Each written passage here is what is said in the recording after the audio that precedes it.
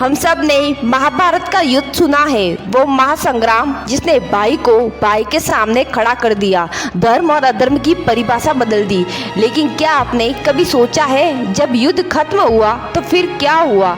क्या सब ठीक हो गया? नहीं, असली त्रासदी तो युद्ध के बाद शुरू हुई। कुरुक्षेत्र में सन्नाटा पसरा हुआ था, चारों तरफ से शव थे। अर्जुन का गांडीव शांत था, भगवान कृष्ण की आंखों में आंसू थे। कौरवों का वध समाप्त हो चुका था, पांडव जीत गए थे, लेकिन उस जीत में उत्सव नहीं था, बस एक भारी बोझ था। युधिष्ठिर टूट चुके थे, उन्होंने कहा मैंने सब कुछ खो दिए, सिर्फ सिंहासन पाया। द्रौपदी जिसने अपने अपमान का बदला तो लिया, लेकिन पांचों पुत्रों को खो दिया।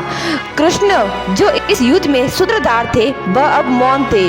उन्हें पता था धर्म की रक्षा के नाम पर अधर्म के बीच बो दिए गए। कुरुक्षेत्र की माँ गांधारी अपने 100 पुत्रों की लाशों के बीच खड़ी थी। जब उन्होंने भगवान श्री कृष्ण को देखा, उन्होंने उन्हें श्राप दिया, जिस तरह तुमने मेरा कुल नष्ट होते हुए देखा और कुछ नहीं किया, वैसे ही तुम्हारा यदुवंश भी नष्ट होगा। भगवान श्री कृष्ण ने सिर झुकाया, क्योंकि वे जानते थे ये होना ही था, और इस श्राप से भविष्य की एक नई त्रासदी शुरू हुई, द्वारका का पतन। युधिष्ठिर का राज्याभिषेक हो रहा था, पांडवों ने हस्तिनापुर की गद्दी संभाली।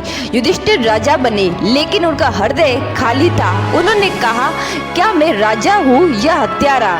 उन्होंने भगवान श्री कृष्ण से सवाल किया क्या ये युद्ध आवश्यक था? भगवान श्री कृष्ण ने उत्तर दिया धर्म की राह हमेशा सरल नहीं होती, पर जो सही है उसे करना पड़ता है, चाहे वो कितना भी कष्टदायक। जब अश्वत्थामा ने क्रोध में आकर द्रौपदी के 5 पुत्रों की हत्या कर दी, जब भगवान श्री कृष्ण ने उसे पकड़ा, उन्होंने उसे अमरता का श्राप दिया। तू जिएगा, लेकिन हर पल मृत्यु की कामना करेगा। कहते हैं आज भी अश्वत्थामा जीवित है, भटकता है जंगलों में अपने पापों के साथ। कई सालों बाद गांधारी का श्राप सच्चा हुआ। यदुवंशियों में आपसी लड़ाई हुई और पूरी द्वारिका समुद्र में समा गई।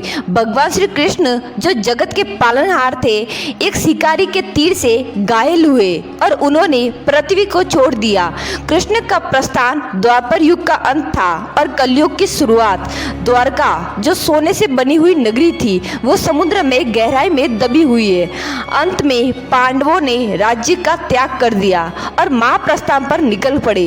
एक एक करके सभी हिमालय में गिर पड़े, लेकिन युधिष्ठिर जीवित स्वर्ग पहुंचे। उन्होंने कभी भी असत्य नहीं कहा। तो ये थी महाभारत की असली विरासत, एक ऐसा युद्ध जिसने सिर्फ शरीर नहीं, आत्मा भी जला दी। भगवान श्री कृष्ण चले गए, पांडव चले गए, लेकिन उनके कर्मों की गूंज आज भी हमारे भीतर है, क्योंकि महाभारत सिर्फ एक कहानी नहीं, एक चेतावनी है। कभी कभी जीतने के बाद भी हम हार जाते हैं, और वो हार सबसे गहरी होती है।